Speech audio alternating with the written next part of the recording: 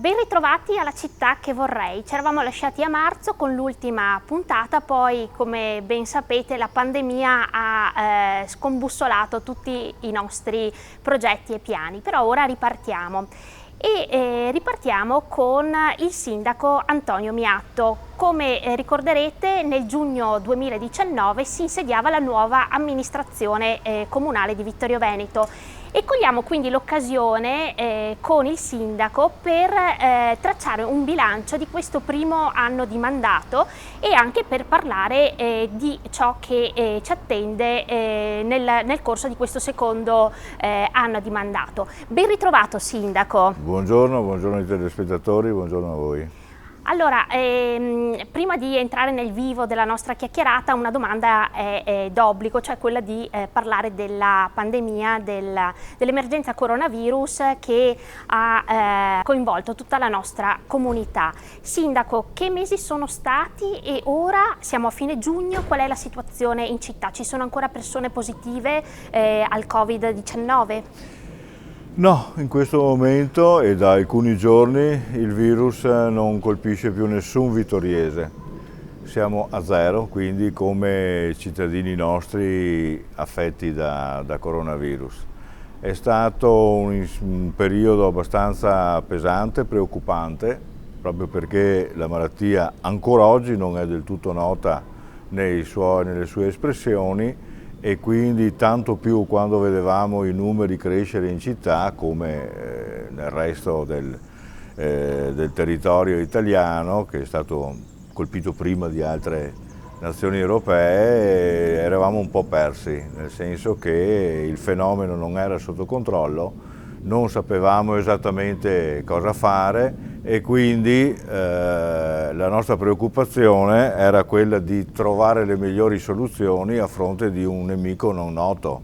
Nemico non noto voleva dire anche non sapere quanti nuovi casi ci dovevamo attendere, quante postazioni di terapia intensiva dovevamo avere presso l'ospedale, e quindi non sapevamo come comportarci con la gente, nell'istruirla, nel dare informazioni che però per la loro stessa natura non potevano essere precise, perché appunto non noto il nemico. Un po' alla volta abbiamo visto i numeri stabilizzarsi e poi hanno cominciato a decrescere. Già una settimana circa siamo a 0 casi. La gente abbiamo visto che si è spaventata e quindi ancora oggi vediamo molta prudenza in gran parte della gente. Qualcuno ormai lo dà per fenomeno passato e quindi non usa più tanta attenzione. Quello che mi sento di dire adesso è che l'attenzione bisogna che continuiamo a mantenerla. Io sono a contatto anche con lo zooprofilattico nostro, che si è dimostrato un valido ausilio in questa fase di ricerca delle caratteristiche della malattia e giustamente si dice che una malattia non è fatta soltanto dell'azione di un microrganismo, è fatta anche della risposta che diamo noi come soggetti parassitati e l'ambiente che favorisce o non favorisce l'attecchimento di questa malattia. Il tempo trascorso dall'inizio della pandemia non è stato sufficientemente lungo per presumere cambiamenti nel virus. D'altro canto anche la popolazione in questo preciso momento non ha fatto a tempo di sviluppare un granché di risposta immunitaria diffusa e quindi l'unico motivo per cui vediamo che la malattia sta regredendo è dovuta all'ambiente, ovvero sia forse una maggiore azione del sole e soprattutto la nostra attenzione diffusa a stare un po' più lontani l'uno dall'altro, a usare un po' di più la mascherina, e l'insieme di queste cose ha fatto diminuire la malattia fino ai dati odierni che sono confortanti. Però il virus c'è ancora, sì. Ogni giorno ci sono state che giornate a 0 incremento casi, ma 5-10 al giorno ci sono di casi nuovi. Questo vuol dire che il virus c'è ancora. Certo. Quindi continuiamo a avere quel po' di attenzione per non avere recrudescenze poi con l'autunno e con quello che si teme essere una ripresa della malattia. Sì. Speriamo che non avvenga, nessuno lo può dire oggi. Io inviterei a continuare ad avere quel po' di attenzione. Sì. Quindi distanza, indossare la mascherina E disinfettarsi le mani.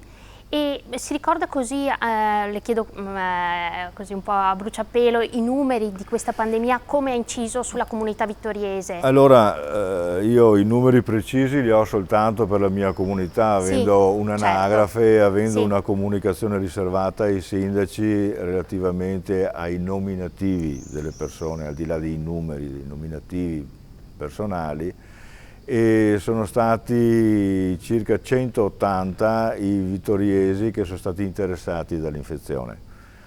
Moltissimi di questi non se ne erano neanche accorti di averlo acquisito, altri sono deceduti probabilmente come concausa ad altre problematiche che avevano. Ad oggi di positivi che sono poi deceduti, ripeto, forse non solo per la presenza del virus, ma sono stati 28 vittoriesi su 180 che hanno acquisito la malattia. Al momento non c'è più nessun ricoverato né intensiva né ricoverato fra i nostri cittadini e quindi la situazione è buona, certo, al momento. Cerchiamo di non rovinare tutto magari con imprudenze forse evitabili. Sì. Ecco, come abbiamo detto in premessa, sono trascorsi 12 mesi dall'insediamento dell'amministrazione Miatto. Ecco, Sindaco, che bilancio traccia di questo primo anno di mandato? In questo primo anno dirò questo, che è stato un po' pesante perché è partito con tanta volontà di fare tante cose, ci siamo accorti che le cose non erano tante, erano tantissime. E quindi abbiamo preferito fare delle azioni fondanti in modo tale che queste problematiche non si ripresentassero più numericamente importanti come le abbiamo trovate.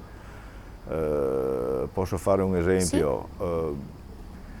Le convenzioni in essere con le varie associazioni della città sono praticamente tutte scadute, lasciate scadere già da tempo. Quindi l'unica soluzione che si poteva prendere è quella di procrastinare fino al 31 gennaio del 2021 la validità delle convenzioni, nell'attesa di creare un regolamento che facilitasse dopo il ripristino della loro validità e per quelle in essere e per eventualmente nuove che dovessero essere fatte. La circolazione in città è difficile, specialmente per Ceneda.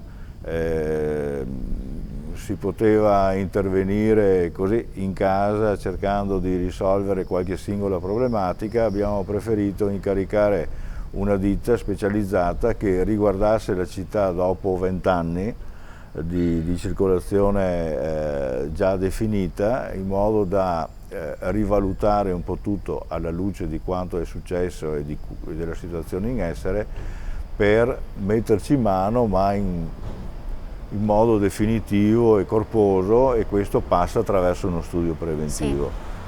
Un po' in tutti i campi abbiamo preferito andare ad analizzare a fondo la situazione per avere soluzioni più, si spera, definitive e buone.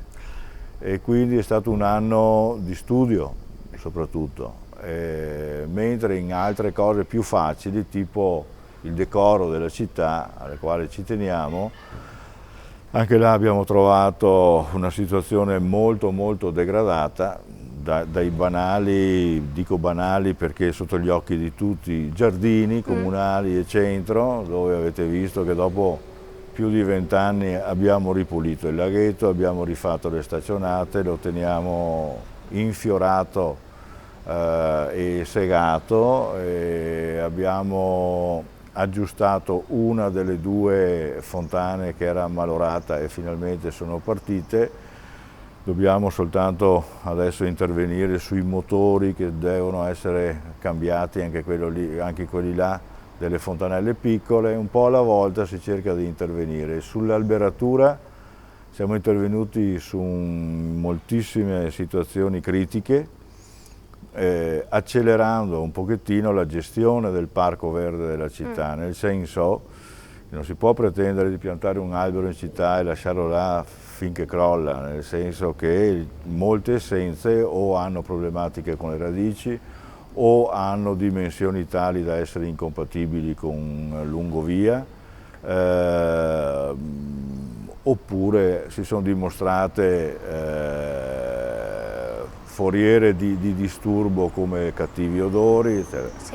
Il parco verde della città va gestito. Nessuno si è accorto che nell'ultimo ventennio moltissime sono le piante del viale principale della città che sono state sostituite. Perché? Perché invece che andare in crisi con un patrimonio vecchio da sostituire in pieno, va fatto mano a mano che c'è bisogno. Nessuno se ne accorge, il nostro verde continua ad esserci. Quindi è un bilancio positivo quello che lei traccia o avrebbe voluto fare di più in quest'anno? Avrei voluto fare di più, ma se considerate che gli ultimi mesi siamo stati praticamente forzatamente quasi fermi, la situazione senza il Covid oggi sarebbe stata in uno stato più avanzato, ecco, Certo. di miglioramento.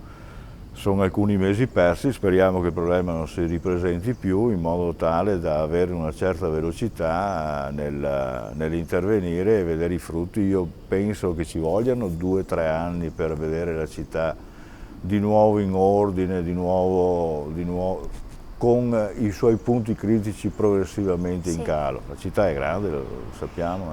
Ecco, e che ricordo ha di un anno fa quando veniva eletto sindaco della città? Ero molto preoccupato, ero molto preoccupato proprio per il successo avuto, dove percepivo che la città si aspettava da me forse troppo, forse non mi sentivo all'altezza di rispondere alla città e alle attese che si erano ingenerate. Comunque io mi impegno quotidianamente, 7 giorni su 7, sono sempre presente e con questa azione continua conto che i risultati verranno un po' alla volta nel tempo. Allora, oggi non siamo in studio, siamo a Ceneda e abbiamo scelto, o meglio, ha scelto il sindaco di registrare la puntata qui. Quindi le chiedo perché ha scelto Ceneda, quale segnale vuole lanciare? L'avevo già dichiarato, mi pare, un anno fa, no? Gli occhi a Serravalle, il cuore a Ceneda. Effettivamente sono molto affezionato a questa parte della città, ne conosco il valore storico e la sua stessa conformazione lo declina in modo efficace. L'amo e vorrei tanto poter ridare un fiotto di vita a questo importante quartiere. In questo senso ci stiamo già muovendo, naturalmente i tempi non sono stati sufficienti per poter essere incisivi, ma siamo tutti concentrati su Ceneda. Ecco, senza dimenticare il resto, per l'amor di Dio, però l'abbiamo vista un po' perdente in questi ultimi decenni e bisogna che ci impegniamo per invertire la rotta. Ecco, una prima azione per Ceneda che avete realizzato poche settimane fa è quella di invertire i sensi unici di Via da Ponte e Via Lioni. Questo insomma, ha creato responsi diversi tra residenti e commercianti. A parte questo e il progetto di revisione complessiva della viabilità a cui accennava prima, ecco, quali sono i progetti che avete per Ceneda?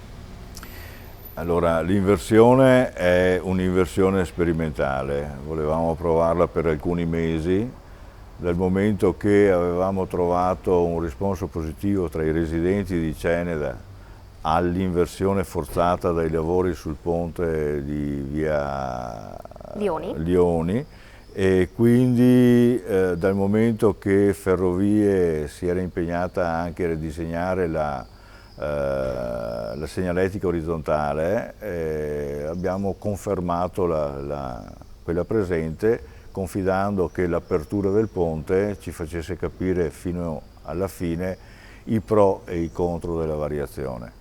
Nulla vieta che si possa reinvertire certo, alla luce di una rivisitazione generale della viabilità.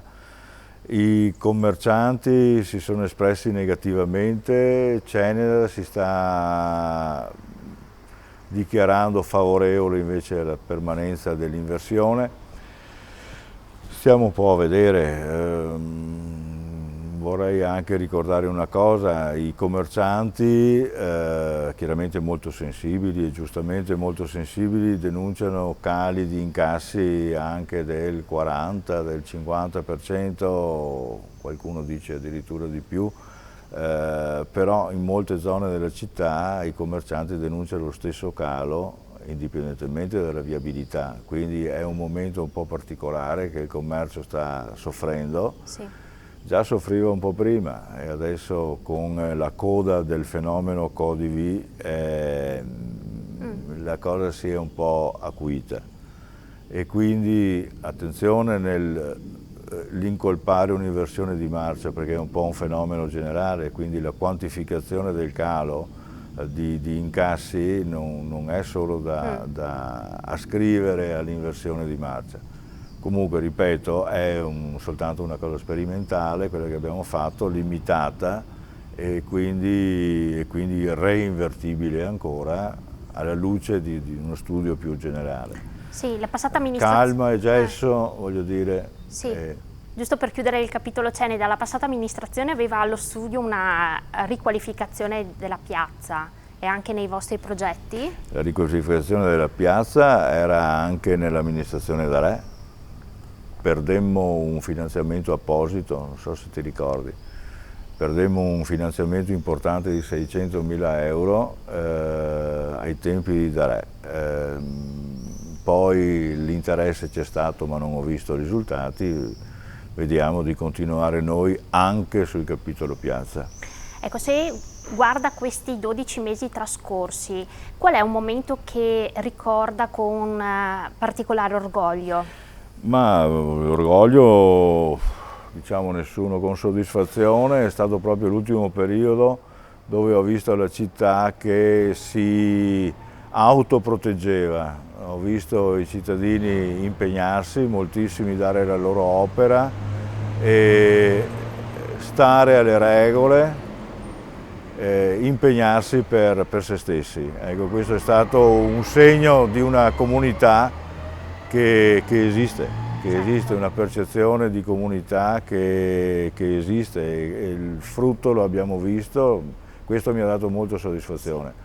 Non ho visto una squadra disgiunta, ho visto una città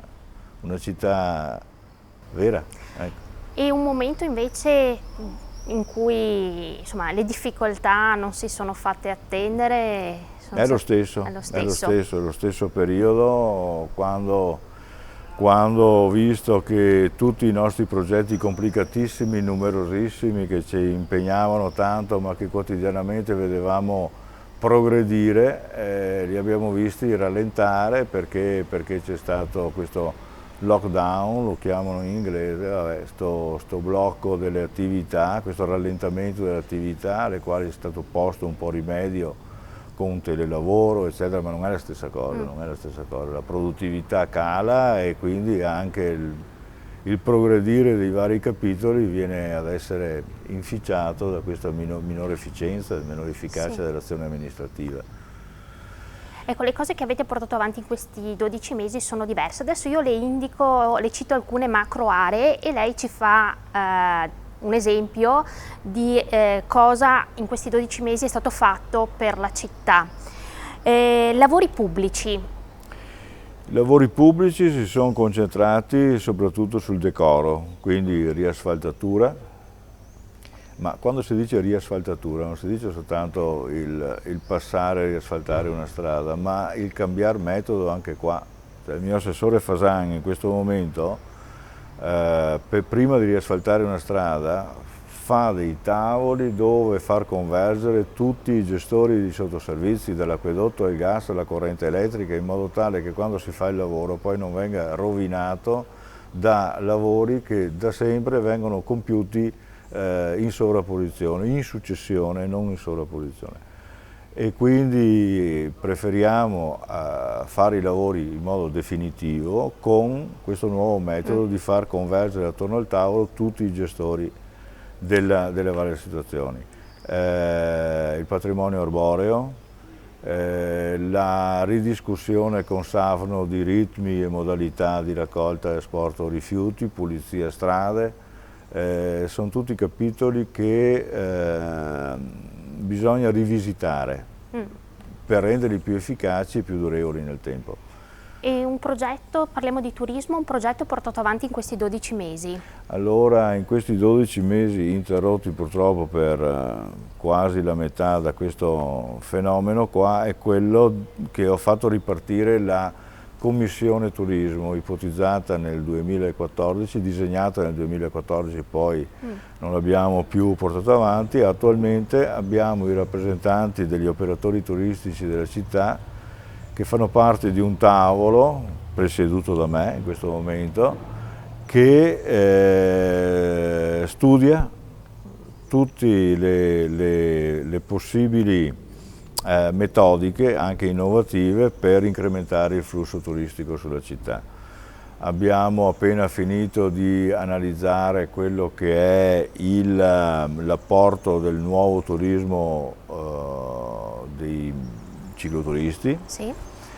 E in questo senso abbiamo appurato tutte le potenzialità che ci sono, che esistono già, che si tratta di organicare e rendere operative. Ogni rappresentante di categoria di questo tavolo, fai conto che gli albergatori sono rappresentati, gli agriturismi sono rappresentati, gli affittacamere sono rappresentati, i bed and breakfast sono rappresentati, tutto il resto del settore extra alberghiero pure, l'assessorato alla cultura, l'assessorato al turismo, assieme, argomento per argomento, vedono di approfondire e trovare delle soluzioni che passano attraverso mutazioni, crescite strutturali, ma anche comunicative. Hai poco da inventarti una bella cosa se non la comunichi con efficacia. Certo. Stiamo partendo anche, anzi abbiamo già definito e stiamo partendo con un piano generale della comunicazione che servirà anche all'incoming, anche alla comunicazione di chi siamo e di cosa si possa fare qua da noi. E se invece parliamo di polizia locale? La polizia locale sta soffrendo un basso numero di addetti. La parte burocratica che deve essere svolta da questo importante settore amministrativo è talmente elevata che i pochi vigili che abbiamo devono spendere gran parte del loro tempo per ottemperare. Stiamo cercando di incrementare il numero, non dobbiamo dimenticare che la nostra polizia locale va a coprire anche Tarso e Revine, quindi è abbastanza impegnativo quello che stanno facendo. Non stiamo premendo troppo sul lato sanzioni. Posso dare una misura: la vicina Conegliano dà sanzioni per circa 1 milione all'anno. Noi qua a Vittorio abbiamo incassato meno di 50.000 euro in un anno di sanzioni, quindi che nessuno dica che il comune vuole far cassa, perché non è vero. Certo, problemi ce n'è, specialmente quello già detto in questa sede dell'eccesso di velocità delle auto, velocità media e elevata, con punte eccessive, troppo pericolose. Ho già avuto modo di invitare i cittadini ad avere un po' di più pazienza, a impiegarci quel minuto o due in più nell'attraversare la città, diminuendo la loro velocità. È pericoloso correre, per cui un'azione l'abbiamo fatta di dissuasione, mettendo le colonnine, no? Su cui tanto si è dibattuto e tanto si è riso anche un pochettino. Attenzione, perché se la situazione non migliora dovremo utilizzare una macchinina, o a destra o a sinistra, prima o dopo noi dovremo utilizzarlo, che nessuno si dica che vogliamo farlo per far cassa, cercate di fregare il sindaco, non dargli nessun soldo, correndo piano, correndo piano. E un progetto portato avanti in quest'ultimo anno nel campo della cultura? Allora, il più importante, secondo me, è il riavvio del concorso di violino. È una cosa alla quale ci tenevamo. Fin dalle prime battute amministrative di un anno fa ci siamo guardati in giunta e abbiamo deciso tutti assieme di riavviarlo, però riavviarlo con più forza di quella che aveva prima. Infatti oggi il concorso è internazionale, andremo ad accogliere e misurare i migliori violini delle varie scuole europee. Contiamo di avere un grosso successo del quale abbiamo già avuto sentore. Il vincitore avrà un concerto premio alla Scala e da poco abbiamo saputo che anche la Fenice si è offerta per dare la possibilità di esibirsi. Quindi sta partendo con forza e presumiamo avremo grandi soddisfazioni da questo riavvio di concorso. Parliamo invece ora dei progetti che intendete portare avanti in questo secondo anno di mandato. Come per prima le dico alcune aree. Parliamo di sport e tempo libero.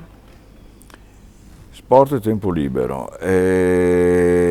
Abbiamo un sogno nel cassetto al quale ci stiamo progressivamente avvicinando, è quello di approvvigionarsi di spazi. Gli spazi a cui stiamo puntando adesso sono l'Areocampo, che con i suoi 88.000 metri quadrati ci garantirebbe le superfici necessarie per portarci più campi di rugby, più campi di calcio, oltre ad altro, perché là ci sta anche altro. E quindi, considerando che i costi da sostenere non sono solo quelli della superficie di gioco, ma anche dei servizi, e si sa bene per esempio nel rugby che oltre ad avere gli spogliatoi, oltre ad avere l'infermeria, occorre anche gestire il terzo tempo e quindi servono altre strutture che sono molto costose. Noi avevamo pensato che farlo un campo da rugby bello che ci starebbe dietro il Victoria come era stato pensato ci limiterebbe ad avere un singolo campo che non si può usare sempre perché bisogna avere anche il campo di allenamento quantomeno e quindi sarebbe uno spreco di un posto che può essere utilizzato sempre per lo sport ma in altro modo. E cercheremo quindi di utilizzare quell'area più l'Areocampo come location, come superfici da dedicare. Le nostre associazioni sportive abbiamo avuto modo di vedere che sono più di 50. In questa specifica fase, particolare fase, sappiamo essere tutti in sofferenza perché le forme di autofinanziamento non hanno funzionato, non potevano funzionare in questo periodo qua, quindi saranno tutti un po' in sofferenza. Abbiamo destinato un fondo per aiutarli, però sono così numerose che effettivamente i fondi sarebbero sempre e comunque insufficienti. Noi non ce ne siamo dimenticati, l'abbiamo fatto il fondo, il mio assessore Posocco sta seguendo in prima persona, mi pare anche efficacemente, il capitolo. È uno degli importanti capitoli in città, sappiamo tutti come sia diffuso lo sport in Vittorio Veneto e vogliamo premiarlo anche per quel che ci riusciamo. E se parliamo di musei, un progetto che porterete avanti nei prossimi mesi qual è? Allora, circa i musei abbiamo questo problema inveterato, perché è da tantissimi anni che se ne parla e che è la sezione archeologica che non è mai decollata qua a Vittorio Veneto. Adesso il palazzo c'è, venivamo da sogni di gloria, ma gli allestimenti pensati in passato non hanno avuto il beneplacito della sovrintendenza. Si era pensato alla disperata di utilizzare solo 3 stanze per esporre le cose più importanti che avevamo nei magazzini. Là mi sono permesso di intervenire io, cioè io non vado a mettere in sicurezza 3 stanze di uno stabile, ma a casa mia io penso prima al tetto e di salvaguardare tutto quello che ho, non 3 stanze che dopo rimarranno tali, soddisfatti di averlo fatto magari per il prossimo ventennio. È meglio che facciamo le cose bene e quindi noi stiamo puntando a una messa in sicurezza di tutto il complesso museale esistente a Serravalle, compreso anche quello che dovrà diventare la parte archeologica, per poi fare una cosa ben fatta e non fare le cose a metà, non farle per spizzichi e smozzichi, perché si rischia di perdere decenni senza concludere un qualcosa di buono. Partiamo anche là con idee abbastanza importanti e gravide di spese. E per il settore sociale su cosa punterete? Il settore sociale sta navigando molto bene, frutto dell'impegno tradizionale che Vittorio riserva a questo capitolo, frutto dell'esperienza e delle capacità del mio assessore Caldart e frutto anche dell'abnegazione e della capacità lavorativa che hanno tutti i nostri dipendenti di quel settore. Si sono rivelati molto bravi, molto impegnati, molto efficaci in questo periodo ultimo. Li ho ringraziati ancora, approfitto per ringraziarli di nuovo. Il settore mi sta dando tante soddisfazioni, d'altro canto dal punto di vista del sindaco uno non può immaginare quante siano le problematiche relative al sociale se non si ritrova in prima linea a interfacciarsi con questa realtà. I fabbisogni sono effettivamente infiniti, di tutti i tipi, e i nostri servizi mi pare che stiano rispondendo molto bene. Non dico a sufficienza perché è impossibile. Una grossa parte della città soffre causa malattie, cause psichiche, causa indigenza. La quota parte della società colpita da questi problemi è notevole. Lei ha anche la delega al rapporto uomo-animale. Sì. Che progetti, ci sarà qualche progetto che verrà portato avanti nei prossimi mesi? Il progetto abbandonato ma non dimenticato è quello di dare ai possessori di cani le aree sgambature. Abbiamo già definito un'area da dedicare, e anzi ne abbiamo definito anche più di una. Il regolamento necessario per il suo funzionamento è già pronto, siamo stati rallentati anche qua da questi ultimi fatti, solo che Vittorio ha il solito problema che è grande: una non sarebbe sufficiente, bisognerebbe farne una a sud, una al centro, una alla nord città, almeno per non obbligare la gente a fare troppa strada, ecco, per fare la sua passeggiata, il suo gioco con il suo animale. Sì, abbiamo toccato ora alcune macro tematiche che poi sono le deleghe che hanno i vari assessori, e parlando ecco della sua squadra di giunta, dopo questo primo anno, che bilancio fa della sua squadra? Sono molto contento, tutti si stanno rivelando capaci di svolgere quello che avevo intravisto in loro, si sta rivelando vero, e quindi sono assolutamente soddisfatto. Ciascuno con le proprie caratteristiche, con le proprie capacità, sta mettendo il massimo dell'impegno, risponde e fa. Il nostro problema adesso non è tanto quello delle capacità, delle volontà della Giunta, quanto a ricostruire un pochettino la squadra amministrativa degli uffici. L'abbiamo trovato molto depotenziata, si è ulteriormente depotenziata perché con quota 100 e con l'invecchiamento che ci prende tutti abbiamo avuto un calo notevole di numero di dipendenti, e soprattutto questo calo ha inciso su quelli che erano un po' la memoria storica, e che quindi i nuovi, eventualmente nuovi assunti, siamo alle prese anche con procedure di selezione per assumere dipendenti, non avranno le conoscenze di chi ha mollato. Certo. E quindi non saranno, spero, solo mesi di crisi. Dovremo soffrire ancora un pochettino per avere la squadra ancora a pieno ritmo, sì. E invece il rapporto con le minoranze in quest'anno com'è stato? Ma direi le minoranze fanno il loro lavoro e li vediamo spesso all'opera. Posso dire che fra le figure di minoranza ce n'è di splendide. E di più. E di più, Non e dici. poi mi taccio. Apriamo un attimo una parentesi su due temi di stretta attualità. Il primo è il traforo. Il 30 luglio ANAS ha dato come data di ultimazione dei lavori. Sindaco, lei ha avuto anche di recente un incontro con ANAS. Sì. È così? Ad agosto percorreremo il traforo di Sant'Augusto, e poi a che punto è la rotatoria di Via Carso?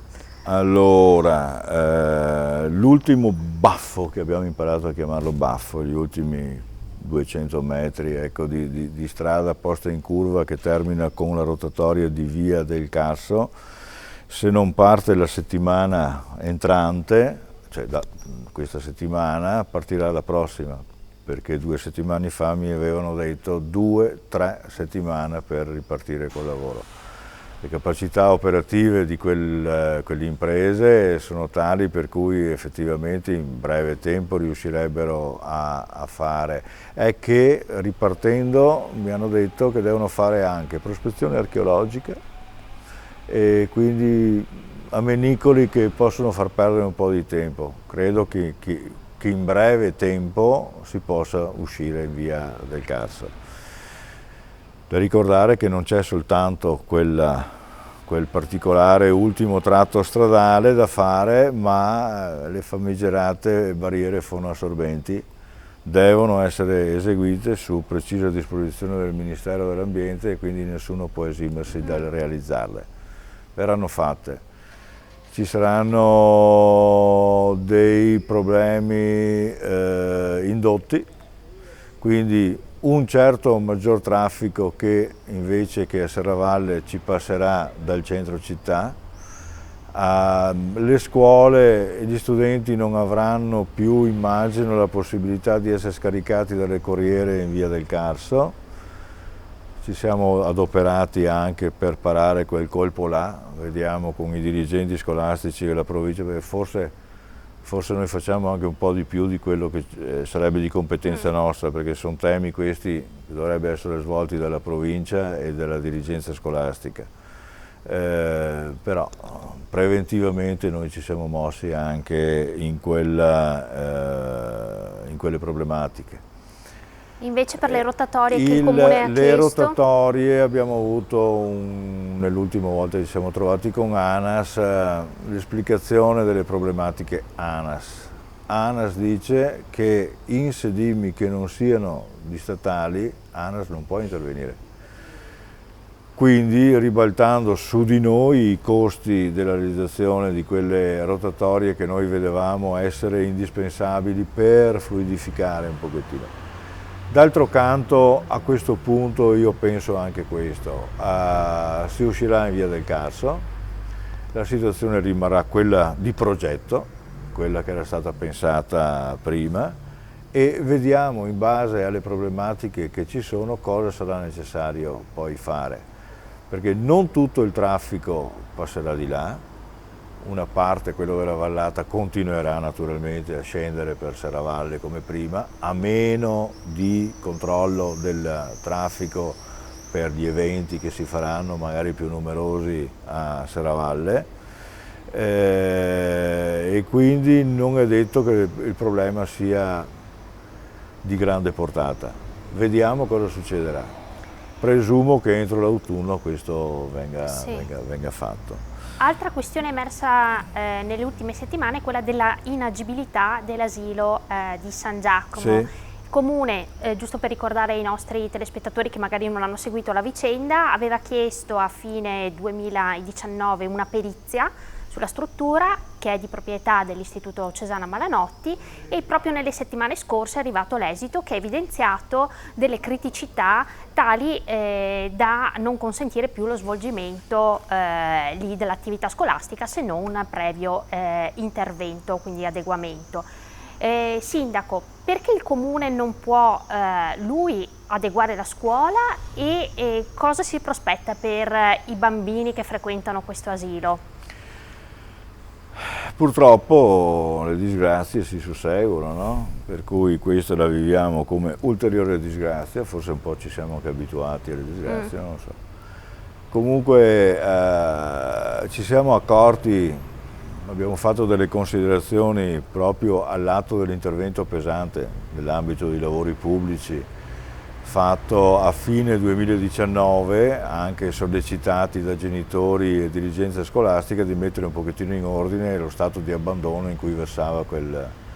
Abbiamo ripulito da piante cadenti, da rami caduti, il fondo l'abbiamo rifatto, abbiamo asportato un sacco di materiale buttato alla rinfusa sul retro della scuola, abbiamo ripristinato il tutto. Nel far questo, proprio io e l'assessore Fasan, guardando quella scuola là, sembrava anche abbastanza sicura perché bassa, vedevamo delle soffittature un po' troppo pesanti. Visto gli anni in cui fu eseguita quella scuola, abbiamo detto ma terrebbe un eventuale terremoto?